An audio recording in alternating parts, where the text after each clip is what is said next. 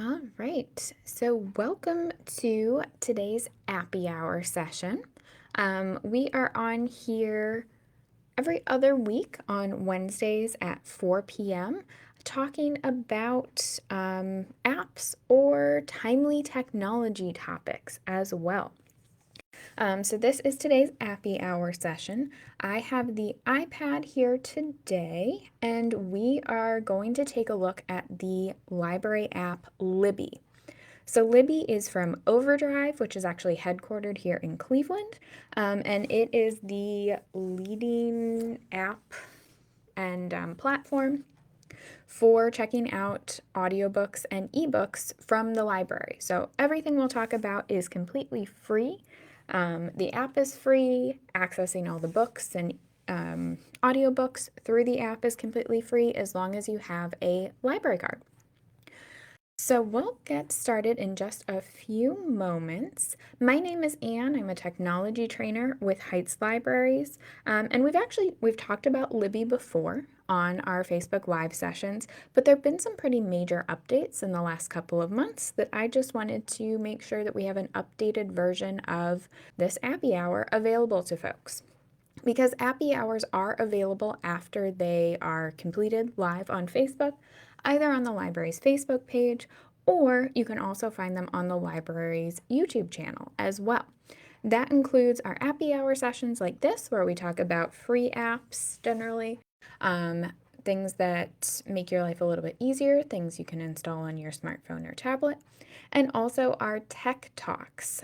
So Tech Talks are kind of lectures on timely technology topics. If you have any questions over the course of today, you can put them in the comment box and I will try and answer them. So I think we can go ahead and get started. So first, we would need to install the app. I have it installed on this particular iPad just to save us a little bit of time. But if you were getting started, if you've never used the Libby app before, you would be able to go to your device's app store. So the app store on Apple devices, so what I'm using today, an iPad, is just called the App Store. And on Android devices, it's going to be the Google Play Store. But regardless of what platform you're using, whether you have an Android phone or an iPad or an iPhone, you should be able to go to your App Store. So I'll open up the App Store here.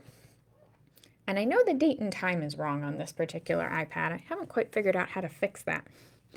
And there should be an option down at the bottom, or on Android devices, it may be up at the top, to search. Regardless of what platform you're using, there's a search option in your App Store.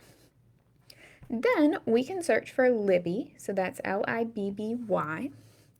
You get a bunch of different options that pop up, and I'm just going to go ahead and press the search button on my keyboard, but you could also tap on one of the options listed here. One thing to keep an eye out for is there are ads within the App Store, so we don't want to install Audible. Audible costs money. But Libby, on the other hand, right next door to it, Libby by Overdrive, is the app that we're taking a look at today. Now, in my case, I already have the app on this iPad, but if we look down here on the Kindle app, we can see that there's a Get button. If you haven't installed Libby in the past, there would be a Get button in place of the Open one. You would tap on that. You might need to enter your Apple ID password, even though it's a free app, and then it would be downloaded onto your device. But in my case, it's already here. I just need to tap on Open, and it brings me into the Libby app. So it opens up with letting us know thousands of public libraries, including Heights Libraries, use ebooks and offer ebooks and audiobooks for free with Libby. So the first question it's going to ask is, do you have a library card? If you do, you answer yes. If it says not yet, you are able to set up an account with your phone number. However, now that the library is open to the public, I would recommend coming in and actually getting a library card from your local library rather than relying on the phone number, because that means if you ever do get a physical library card, all of your holds and all the things you've checked out through Libby are safe and sound. If you switch from a phone number to a library card, it gets a little bit more complicated. So yes, we do have a library card. And at this point, it gives us 3 different options of how to actually find our library. If you use Libby on other devices, then you can copy information from another device. You can also look up your library by name or location, so just search. And kind of a fun, easy way to get to the right library is to have Libby guess your library. Now, you will need to allow location services in that case, but right now it's able to tell that I am actually physically in the Lee Road Library, so it lets me know that that's the closest library to me.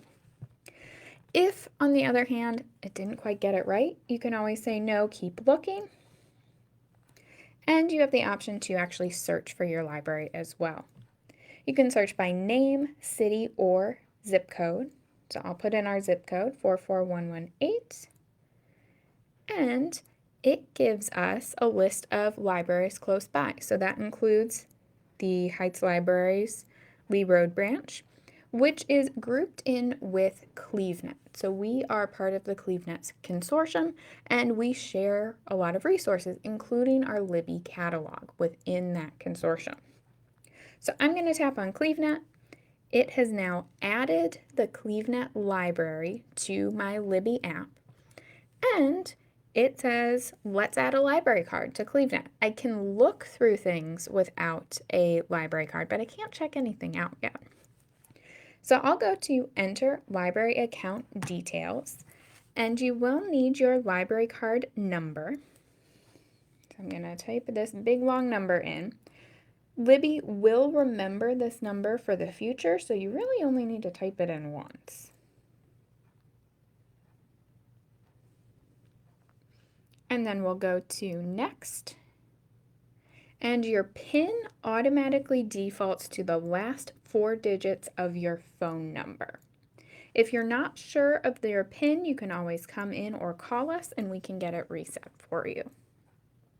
So it is contacting the library systems and says, yep, we have a library card now that's added. You do have the option, if you tend to read on a Kindle device or the Kindle app, you can have the Libby app set up so it will automatically check out the Kindle copy of ebooks. Or if you like to read in the Libby app itself, you can just skip this. And we are now ready to check out things through Libby. So this is where things have changed a little bit from the previous iteration of Libby. So if you're starting from scratch or you just got a big update and you're not quite sure where to go, we want to use the navigation bars that are down at the bottom. So there are 5 of them, actually. There is a little magnifying glass. So this is our search. It's always going to be available down in that bottom bar. And this is where we're able to search for things by title or by author or by series name. So if, for example, you were looking for 6 of Crows, you can type it in. And you can see it actually filled in some search suggestions as I was searching. I can tap on one of them, and it gives me a list of things that match my particular search. I can also go to my little library card icon. This is our kind of home screen, our library home. And this is where we're able to browse. We're able to explore things. We're not quite sure what we want to read. We just know we want to find something. So we would be able to look at the categories that are listed up at the top underneath the CleveNet logo. That would include things that were just added to the CleveNet collection through Libby. You could look for things that are popular. You could look at just a random assortment of things. If you really just want to read anything, you could choose random. You can also filter down to just what's available now. The way that Libby works, the way that the Overdrive platform works, is there are a limited number of copies of books that are available. So that means that sometimes you have to go on the holds list, just like with physical books. So if we go available now, that means we won't see anything that we need to place a hold on. We'll only see things that are available for us to read right now.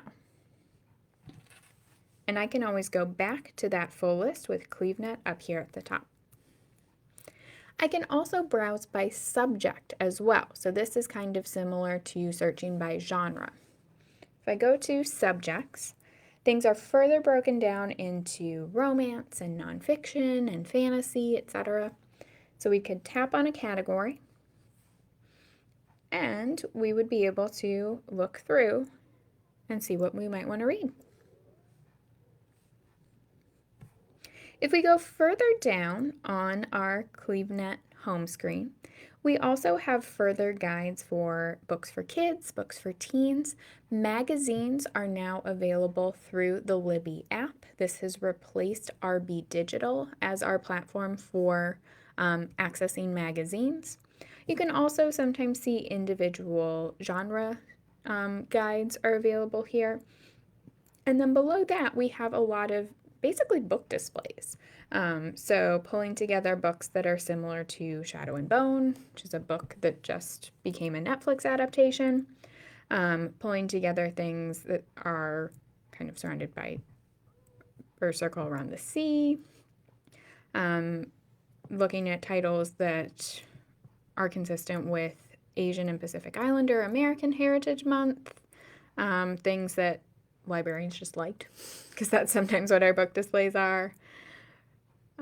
Romances, getting ready to garden, so very similar to what we see if you come into the library and you see all of our book displays. That exists within the Libby app too. But let's take a look at magazines just a little bit. So these magazines are, again, completely free for you to download. So you don't have to have a subscription to them. You can just access them through the Libby app. You are able to see all titles, or there's also generated lists, so things that were just added. Divided into further categories, so home and garden, technology, cooking and food, etc. So if you saw something you were interested in, you can tap on it.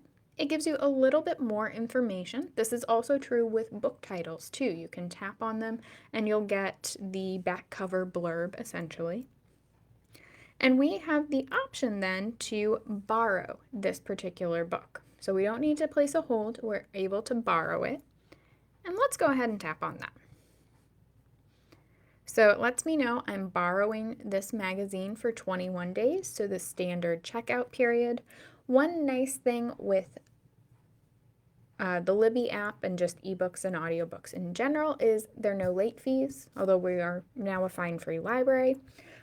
You also don't need to return things during business hours or browse things during business hours. You're able to check out a new book at 2 a.m. or check out a book as you're traveling across the country, as long as you have an internet connection, as long as you're able to open up the app and access information.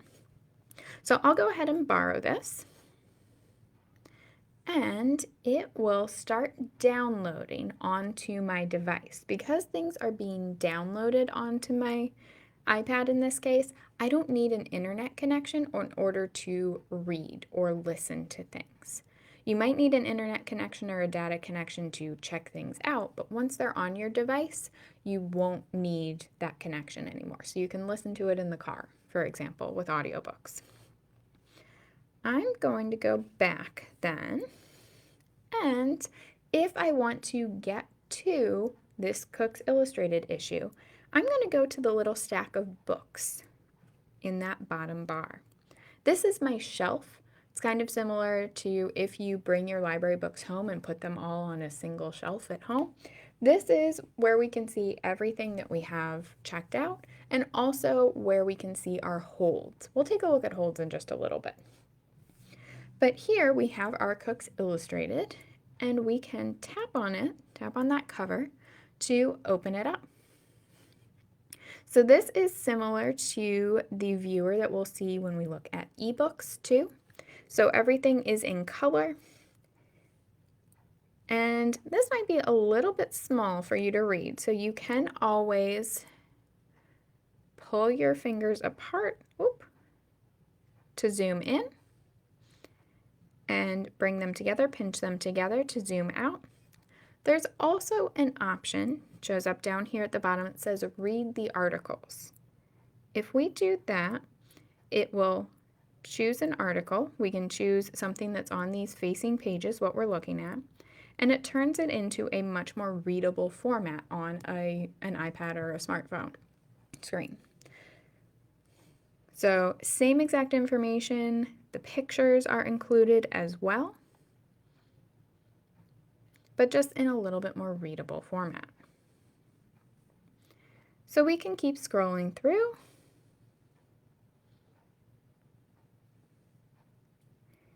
If I tap in the center of the screen, it does bring up this kind of border around it.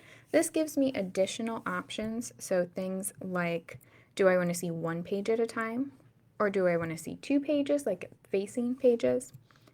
Do I want to zoom in?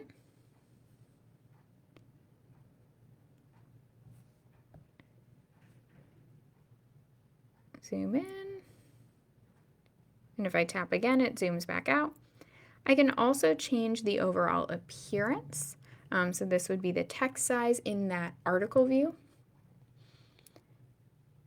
We are able to change it between bright, so a white background, sepia background, and dark background. That doesn't do a ton unless we are in that article view. So if you like dark mode, like I like dark mode, then you are able to turn that on. We'll turn it back to bright. We can also search within the magazine or within the book as well. So if I was looking for the salmon recipe, I can actually go through and find all the instances of the word salmon within this particular magazine. And you can also bookmark things as well. So if I tap up here at the top, toward the top corner, it adds a little bookmark that I'd be able to come back to later. So I'm going to go back and let's take a look. Let's go back to our library page. And actually, let's go back to our search. So in this particular search, we searched for Six of Crows, and this book right here, the first one, is the book we're actually looking for. And it's not available right now. So there are no copies available. That means we need to place a hold.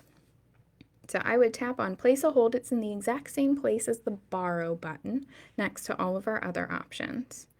But if we go to place hold, it lets me know this is really popular right now, which makes sense with the Netflix series that just came out.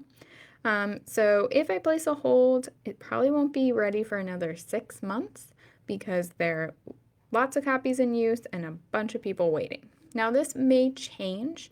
Just because it says 6 months doesn't mean you're actually going to wait that long. Often things come a lot faster. But we'll go ahead and place this hold. And you will receive an email then, and also a notification in the app when your hold is available. So you will be informed of that, just like you're informed of your physical holds. Let's see, so that is now on our hold shelf. So if we go back to our shelf, we can see that we now have one hold, and we would be able to keep track of that then. Now we've skipped over our little Libby logo, this little circle in the middle of that bottom bar. If I tap on that, that's going to bring up things like my settings. You can also configure your notifications here. You can add additional libraries. So you can actually add multiple library systems within the same Libby app. For example, on my own phone, I have both the my CleveNet library card, my library card through Heights Libraries, and also my Cuyahoga County library card, both linked to the same account, which means I can search both catalogs within Libby with just a couple of taps. I can switch back and forth. And you can check things out from both systems at the same time and really move seamlessly between them. So it is a great option if you do have multiple library cards. You can add those as well. You can also add kids' cards or a spouse's card to a device if you both use it too. And if I want to get rid of this sidebar, I can always go to hide, and we're back. Now, kind of a handy feature is this little clock icon, and this keeps track of your history using Libby. I've used this before if I've tried to when I'm trying to figure out like when I started a book or started a particular series. I can go back and see like when I checked it out, when it was returned, things like that. But let's see, let's take a look at an audiobook. So audiobooks are indicated by the little earphone icon underneath a book's cover, and it also has the number of hours that that particular audiobook is. So we'll take a look at The Memory Thief, which is a 7-hour audiobook, and we'll go ahead and borrow. So we will borrow. This is for, again, 21 days, and it will be downloaded. This one might take a little bit longer. Audiobooks generally take longer to download because it's a little bit more information to be added to your device. When something is returned, when your loan period is completed, it is automatically removed from your device. You don't have to worry about returning it unless you're returning it early. So if I tap on, nope, I'm going to need to go back to my search and back to my shelf in order to open this up. So we'll tap on our cover, and this takes us into our audiobook player. I won't play it right now because we don't want me trying to talk over an audiobook, but we are able to adjust things like the speed of the audiobook. So if you like to listen to things a little bit faster, I tend to listen to things at 1.25, but you could definitely go faster. You can also go slower too. You can make it a little bit slower as well. Or you can choose presets. You can also set a sleep timer. So if you tend to, listen to audiobooks in order to fall asleep, you are able to choose having the player stop at the end of a chapter after a certain amount of time. That's built in as well. And you can bookmark things just like you can bookmark more physical, not really physical, but more visual things through Libby. You are also able to skip ahead through chapters. So if you already started the book and you want to skip ahead, you are able to do that by tapping on chapters. And you are able to skip back 15 seconds or forward 15 seconds easily as well. Finally, we should probably look at an actual audio or an actual ebook too. Oh.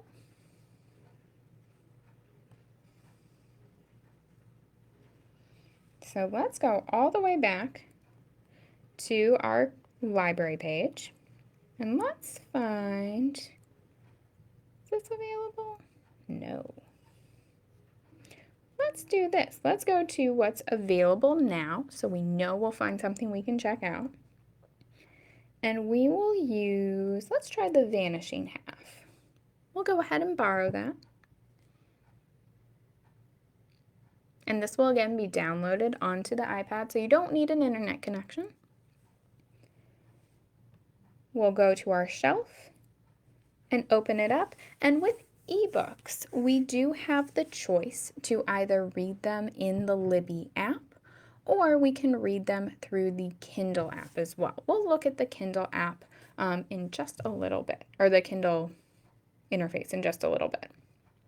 So I will go to Libby, and it opens up, looks pretty similar to when we looked at our magazine.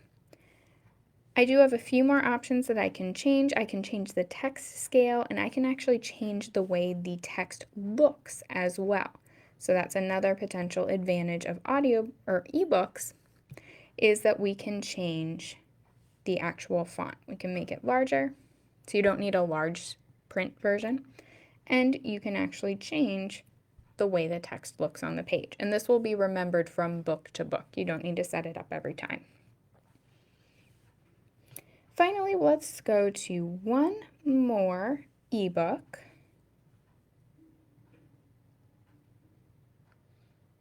So this will be downloaded back to our shelf. And this time we're going to take a look at the Kindle option. So if you do prefer to read with Kindle, either the Kindle app or on an actual Kindle device, you can go to Kindle. It will take you to an Amazon page, so you will need to type in your Amazon credentials. I'm going to see if I actually remember this.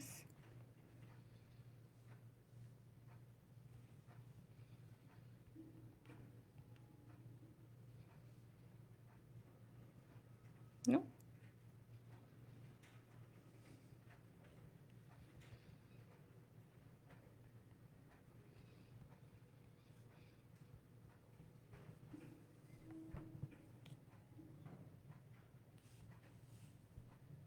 Maybe.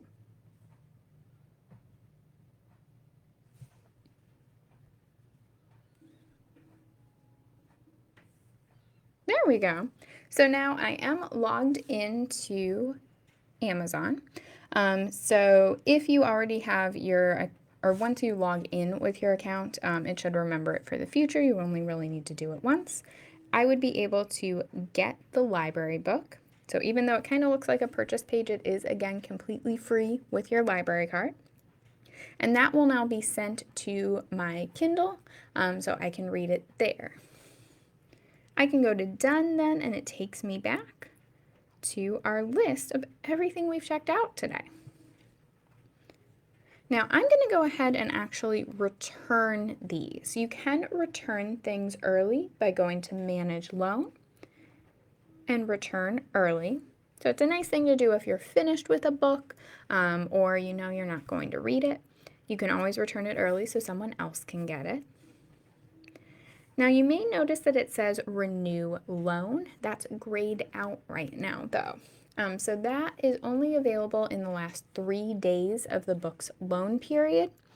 So it'll let me know, oh, I can't renew it right now. I would have to wait 18 days in order to do that. Then it is the equivalent of placing a hold on the item. So you would, if somebody else has a hold on it, you wouldn't be able to check it out immediately, but you go back on the holds list and you usually get it pretty quickly. So I'll return this early as well. If you have any questions, you can put them in the comment box while I am returning these.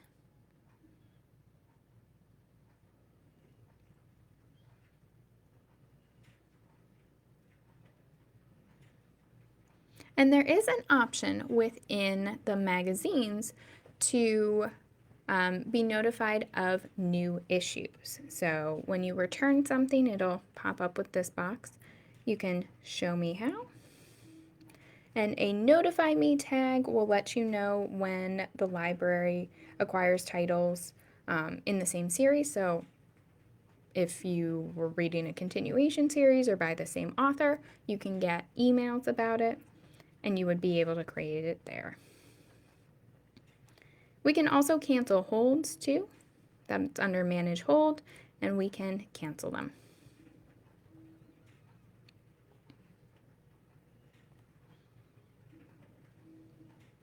So that is working with Libby. Not a huge amount of changes from previous versions of the app, but mainly those navigation buttons down at the bottom have changed. We do also have access to magazines as well through the Libby app, and coming soon we should have access to some streaming services as well. So hopefully once that is active in the Libby app, I'll be back for a future Appy Hour to talk about how you can access more things through Libby. So if you have any questions, you can put them in the comments box, otherwise, I think we'll wrap things up for today. So you can check back as soon as this live stream is done. It shows up on the library's Facebook page. It should be up on the YouTube channel in just probably a day or so. And you can check out other Appy Hour and Tech Talk sessions that we have done in the past. Those are all available on the library's Facebook page or through our YouTube channel. So thanks for joining us and enjoy reading with Libby.